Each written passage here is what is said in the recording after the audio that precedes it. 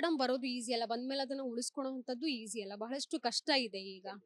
So ಇಂಥ ಸಂದರ್ಭದಲ್ಲಿ Darshan sir ಎಲ್ಲ ಕಷ್ಟಗಳನ್ನ, ನೋವು, ನಲಿವನ್ನ ಎಲ್ಲ ಆಗ್ಲಿಂದ ನೋಡ್ಕೊಂಡ್ ಬಂದಿದ್ದಾರೆ. ಲೈಟ್ ಬಾಯ್ ಇರ್ಬೋದು, ಕ್ಯಾಮ್ರಾಮನ್ ಎಲ್ಲವನ್ನು ಟೆಕ್ನಿಕಲ್ ಆಗಿ ಏನೇನ್ ಕಲಿಬೇಕು ಚಿತ್ರರಂಗದಲ್ಲಿ ಒಂದು ಸಿನಿಮಾಗಾಗಿ ಅದನ್ನೆಲ್ಲ ಕಲ್ತು ಬಂದಿರುವಂತವ್ರು. ಈ ರೀತಿ ಮಾಡ್ಕೊಂಡ್ಬಿಟ್ರ ಅನ್ನುವಂತ ಒಂದು ಪ್ರಶ್ನೆ ಸಹ.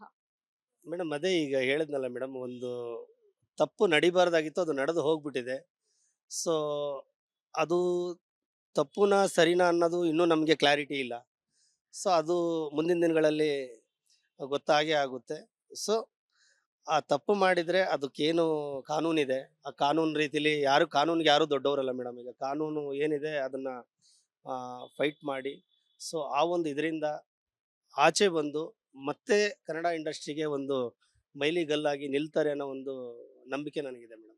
ಅವರ ಕೈದಿ ನಂಬರ್ ಸಹ ಟ್ರೆಂಡಿಂಗ್ ನಲ್ಲಿ ಇರುವಂತದ್ದು. ಈಗ ಹುಟ್ಟಿರೋ ಮಗುಗೂ ಸಹ ಅದನ್ನ ಫೋಟೋ ಶೂಟ್ ಮಾಡಿಸ್ತಿರುವಂತದ್ದು. ಅದೇ ರೀತಿ ಏನು ದರ್ಶನ್ ಅವರಿಗೆ ಒಂದು ಕೈದಿ ನಂಬರ್ ಕೊಟ್ಟಿದ್ದಾರೆ, ಅದು ಬಟ್ಟೆಗೆ ಆ ರೀತಿ ಹಾಕ್ಸಿ ಈ ರೀತಿ ಒಂದು ಕೆಟ್ಟ ಪರಿಣಾಮ ಸಹ ಬೀರ್ತಾ ಇರುವಂತದ್ದು. ಈಗ ಹುಟ್ಟೋ ಮಗು ಮೇಲೆ ಯಾಕೆ ಆ ರೀತಿ ಒಂದು ಪ್ರಯೋಗ ಮಾಡಬೇಕು ಅಂತ. ತಪ್ಪು ಮೇಡಮ್, ಅದು ತಪ್ಪದು. ಯಾಕೆಂದ್ರೆ ಈಗ ಹುಟ್ಟಿದ ಕೂಸಿಗೆ ಅವ್ರಿಗೆ ಪ್ರಪಂಚದ ಜ್ಞಾನನೇ ಗೊತ್ತಿರಲ್ಲ. ಅಂತ ಮಗುಗೆ ಆ ಥರ ಬಟ್ಟೆ ಹಾಕಿ ಆ ಕೈದಿ ನಂಬರ್ ಎಲ್ಲ ಬರೆಯೋದು ತಪ್ಪು ಮೇಡಮ್. ಈಗ ಅವರು ತಂದೆ ತಾಯಿಗೆ ಅದು ಅರಿವಿರಬೇಕು, ಈ ಥರ ಮಾಡೋದು ತಪ್ಪು ಅಂತೇಳಿ. ಯಾಕೆಂದ್ರೆ ಈ ವಿಷಯ ದರ್ಶನ್ ಸರಿಗೆ ಗೊತ್ತಾಯ್ತು ಅಂದ್ರೆ ಆಚೆ ಬಂದ್ಮೇಲೆ ಖಂಡಿತವಾಗಿ ಅವ್ರನ್ನ ಬೈತಾರೆ, ಈ ಥರ ಮಾಡಬಾರ್ದು ಅಂತೇಳಿ. ಸೊ ಇಷ್ಟು ಹೇಳಲಿಕ್ಕೆ ಇಷ್ಟ. ಇನ್ನೊಂದಷ್ಟು ವಿಡಿಯೋಗಳು ಓಡಾಡ್ತವೆ. ಏನಂತ ಹೇಳಿದ್ರೆ ಈಗ ಡಿ ಬಾಸ್ ಅನ್ನುವಂಥದ್ದು ಈಗ ಅದನ್ನ ಹೆಸರುಗಳನ್ನ ಏನ್ ಗಾಡಿ ಮೇಲೆ ಹಾಕ್ಸ್ಕೊಂಡಿದ್ರು ಅದನ್ನ ತೆಗಿಸ್ತಾ ಇದ್ದಾರೆ. ಅಂದ್ರೆ ಈ ರೀತಿ ಹೀರೋಗೆ ನಾವು ಅಭಿಮಾನಿಯಾಗಿರೋದು ಅವಶ್ಯಕತೆ ಇಲ್ಲ ಅನ್ನೋ ರೀತಿ ಒಂದಷ್ಟು ಅಭಿಮಾನಿಗಳು ಈಗ ಕೌಂಟ್ ಡೌನ್ ಅಲ್ಲಿ ಅಂದ್ರೆ ನಂಬರ್ಸ್ ಏನಿದೆ ಅದ್ರಲ್ಲಿ ಡೌನ್ ಆಗ್ತಿರುವಂತದ್ದು. ಖಂಡಿತ ಮೇಡಮ್. ಈಗ ಕೆಲವ್ರು ಏನಂದ್ರೆ ಅಭಿಮಾನಕ್ಕೆ ಹಾಕ್ಸ್ಕೊಳ್ಳೋರಿದ್ದಾರೆ. ಸೊ ಅವ ಅಭಿಮಾನಕ್ಕೆ ಹಾಕ್ಸ್ಕೊಂಡಾಗ ನಾವು ಅದನ್ನ ಯಾರು ಬೇಡ ಅನ್ನೋಕ್ಕಾಗಲ್ಲ ಮೇಡಮ್. ಈಗ ನನಗೆ ಒಂದು ನನ್ನ ಗಾಡಿ, ನಾನೇನೋ ಒಂದು ಹೊಸ ಗಾಡಿ ತಂದಿರ್ತೀನಿ ಅಂದರೆ ನನ್ನ ಒಂದು ಯಾರು ಸ್ಟಾರ್ ಹೀರೋ ಇರ್ತಾರೋ ಅವ್ರಿಗೆ ನಾನು ಅಭಿಮಾನಿ ಆಗಿರ್ತೀನಿ. ಅವರು ಹೆಸರನ್ನ ಅವ್ರ ಭಾವಚಿತ್ರ ನಾವು ಹಾಕ್ಸ್ಕೊಳ್ತೀವಿ. ಅದಕ್ಕೇನು ಸಂಬಂಧ ಇಲ್ಲ ಮೇಡಮ್. ಈಗ ಕೊನೆಯದಾಗಿ ನಿಮ್ಮ ಹಾಡಿಗೆ ಎಷ್ಟು ಮೆಚ್ಚುಗೆ ಬಂದಿದೆ, ನಿಮಗೆ ಎಷ್ಟು ಖುಷಿ ಇದೆ ಇರ್ಬೋದು. ಜೊತೆಗೆ ಹಾಡು ರೀಚ್ ಆಗುವಂತ ಒಂದು ಖುಷಿ ಬೇರೆ, ಮತ್ತೊಂದು ಏನಂತ ಹೇಳಿದ್ರೆ ನಿಮ್ಮ ದುಃಖನ ಅದರಲ್ಲಿ ಜೀವಿಸಿದ್ದೀರಾ. ಖಂಡಿತ ಮೇಡಮ್. ಇಲ್ಲ, ತುಂಬಾ ಟ್ರೆಂಡ್ ಆಗಿದೆ ಮೇಡಮ್. ಹೆಚ್ಚು ಕಡಿಮೆ ನಾನು ಈಗ ಸರ್ಚ್ ಮಾಡಿದೆ, ಸೆರೆಮನೆಯ ದಾಸ ಅಂತ ಹೊಡೆದ್ರೆ ಸುಮಾರು ನಮ್ಮ ಎಂ ಕೆ ಆಡಿಯೋ ಚಾನಲ್ನಿಂದ ಡೌನ್ಲೋಡ್ ಮಾಡಿಕೊಂಡು ಸುಮಾರು ಒಂದು 15ರಿಂದ 25-30 ಚಾನಲಲ್ಲಿ ಅಪ್ಲೋಡ್ ಆಗಿದೆ. ಸೊ ಅದೊಂದು ಖುಷಿ ಆಯಿತು. ಬಟ್ ಆ ಸಾಂಗಲ್ಲಿ ತುಂಬ ಅರ್ಥಪೂರ್ಣವಾದ ಒಂದು ಸಾಹಿತ್ಯ ಇದೆ. ಆ ಸಾಂಗಲ್ಲಿ ಅದೇ ಹೇಳಿದೆ ಮೇಡಮ್, ಸಜ್ಜನರ ಮಾತು ದಾರಿದೀಪವು, ದುರ್ಜನರ ಸಂಘ ಸರ್ವನಾಶವು ಅಂತನೂ ಇದೆ. ಯಾಕೆಂದರೆ ನಾವು ನಡ್ಕೊಂಡು ಹೋಗೋ ಒಂದು ದಾರಿ ಇದೆಯಲ್ಲ, ಅದನ್ನು ನಾವು ತುಂಬ ಯೋಚನೆ ಮಾಡಿ ಹೆಜ್ಜೆ ಇಡಬೇಕು.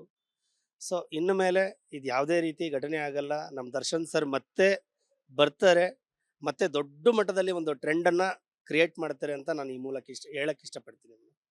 ಸಾರಥಿ ಸಿನಿಮಾದಲ್ಲಿ ಅವರು ಆ ಸಂದರ್ಭದಲ್ಲಿ ಸಹ ಜೈಲು ಪಾಲಾಗಿದ್ರು. ಆಮೇಲೆ ಹೊರಗೆ ಬಂದ್ಮೇಲೆ ಒಂದಷ್ಟು ದುಪ್ಪಟ್ಟಾಯ್ತು. ಅವ್ರದ್ದು ಏನ್ ಅಭಿಮಾನಿಗಳ ಬಳಗ ಇದೆ ಇನ್ನೊಂದ್ ಸ್ವಲ್ಪ ಎಕ್ಸ್ಟ್ರಾ ಆಯ್ತು, ಹ್ಯೂಜ್ ಆಗ್ತಾ ಹೋಯ್ತು.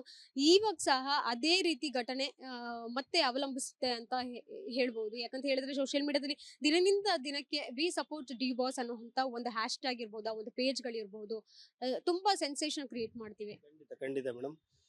ನಾನು ಹೇಳ್ತೀನಲ್ಲ ಮೇಡಮ್, ಈಗ ನಮ್ಮ challenging star Darshan D boss ಏನಿದಾರಲ್ಲ, ಸೊ ಅವರಿಗೆ ಹೈಯೆಸ್ಟ್ ಫ್ಯಾನ್ ಫಾಲೋವರ್ಸ್ ಇರೋದು ಕರ್ನಾಟಕದಲ್ಲಿ.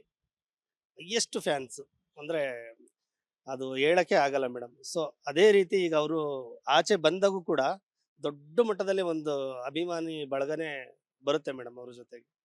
ಇನ್ನೊಂದ್ ಕಡೆ ಏನ್ ಹೇಳ್ತಾ ಇದ್ದಾರೆ ಅಂತ ಹೇಳಿ ಈಗಾಗಲೇ ಆರೋಪಿ A2 ಅಂತ ದರ್ಶನ್ ಅವ್ರನ್ನ ಕನ್ಸಿಡರ್ ಮಾಡಿದ್ದಾರೆ. ಅಪರಾಧಿ ಅಂತಲ್ಲ, ಆರೋಪಿ ಅಂತ ಕನ್ಸಿಡರ್ ಮಾಡಿರುವಂತದ್ದು. ಆದ್ರೂ ಕನ್ನಡ ಚಿತ್ರರಂಗದಲ್ಲಿರುವಂತಹ ಒಂದಷ್ಟು ಸೆಲೆಬ್ರಿಟಿಗಳು ದರ್ಶನ್ ಅವರ ಪರವಾಗಿದ್ದಾರೆ, ಯಾಕೆ ಧ್ವನಿ ಎತ್ತುತ್ತಾ ಇಲ್ಲ ಅನ್ನುವಂಥದ್ದನ್ನ ಹೇಳ್ತಾ ಇದ್ದಾರೆ. ಅಲ್ಲ ಮೇಡಮ್, ಈಗ ಅದೇ ಈಗ ನಾವು ಅಪರಾಧಿ ಅಂತ ತೋರಿಸ್ತಾ ಇದ್ದಾರೆ. ಆರೋಪಿ ಅಂತ ನಮ್ಗೆ ಇನ್ನೂ ಎಲ್ಲೂ ಸಾಬೀತಾಗಿಲ್ಲ. ಯಾಕೆಂದ್ರೆ ಈಗ ಟಿವಿಲಿ ನೀವೇನ್ ತೋರಿಸ್ತಾ ಇದ್ದೀರಾ ಅದನ್ನ ನೋಡ್ಬಿಟ್ಟು ನಾವು ಮನ್ಸಲ್ಲಿ ಅಂದ್ಕೊಳ್ತಾ ಇದೀವಿ, ಇರ್ಬೋದೇನೋ ಆಗಿರ್ಬೋದೇನೋ ಅಂತೇಳಿ. ಸೊ ಯಾವುದು ಪ್ರತ್ಯಕ್ಷವಾಗಿ ನಮಗೆ ಯಾವುದೇ ಒಂದು ಮಾಹಿತಿ ಕಂಡಿಲ್ಲ. ಸೊ ಕಾನೂನಿದೆ, ಕಾನೂನು ಅದಕ್ಕೆ ಏನು ಆ, ಆ, ಕಾನೂನು ಏನು ಅದಕ್ಕೆ ಶಿಕ್ಷೆ ಕೊಟ್ಟು ಅದಕ್ಕೆ ಆ ಒಂದು ಇದನ್ನ ಮುಕ್ತ ಮಾಡುತ್ತೆ ಅನ್ನೋದ್ರ ಬಗ್ಗೆ ನಾವು ಮುಂದಿನ ದಿನಗಳಲ್ಲಿ ನೋಡೋಣ. ದರ್ಶನ್ ಸರ್ ಅಲ್ಲಿ ನೀವು ಏನಾದ್ರೂ ಇನ್ಸ್ಪೈರ್ ತಗೊಂಡಿದ್ದೀರಾ ಅಂದ್ರೆ ಯಾವ್ದು, ಯಾವ ಗುಣ? ಖಂಡಿತ ಮೇಡಮ್. ಮನುಷ್ಯನಿಗೆ ಒಂದು ಛಲ ಇರಬೇಕು ಮೇಡಮ್. ಏನಾದರೂ ಒಂದು ಮಾಡ್ತೀನಿ, ಇವತ್ತಲ್ಲ ನಾಳೆ ಒಂದು ಏನೋ ಒಂದು ಗೆದ್ದೇ ಗೆಲ್ತೀನಿ ಅನ್ನೋ ಒಂದು ಚಾಲೆಂಜ್ ನಮ್ಮಲ್ಲಿದ್ರೆ ಲೈಫಲ್ಲಿ ಖಂಡಿತ ಮೇಡಮ್ ಅದು ನಾವೇನು ಅಂದ್ಕೊಂಡಿರ್ತೀವಿ ಅದನ್ನ ಸಾಧಿಸೇ ಸಾಧಿಸ್ತೀವಿ. ಸೊ ನಮ್ಮ ಕೈಲಿ ಏನೂ ಆಗಲ್ಲ, ಇವತ್ತು ಏನೂ ಆಗಲ್ಲ ಬಿಡು, ಇಷ್ಟೇ ಇಷ್ಟೇ ಪ್ರಯತ್ನ ಇರ್ಬೇಕು ಮೇಡಮ್. ಮರಳಿ ಯತ್ನವ ಮಾಡು ಅಂತ ದೊಡ್ಡವರು ಹೇಳಿದ್ದಾರೆ. ನಾವು ಪ್ರಯತ್ನ ಪಡ್ತಾನೆ ಇದ್ರೆ ಯಾವುದೋ ಒಂದು ದೊಡ್ಡ ಒಂದು ಮಟ್ಟಕ್ಕೆ ನಮ್ಮನ್ನ ಕರ್ಕೊಂಡು ಹೋಗುತ್ತೆ ಅನ್ನೋದು ಅವ್ರ ಮುಖಾಂತರ ಕಲ್ತಿದ್ದೀನಿ.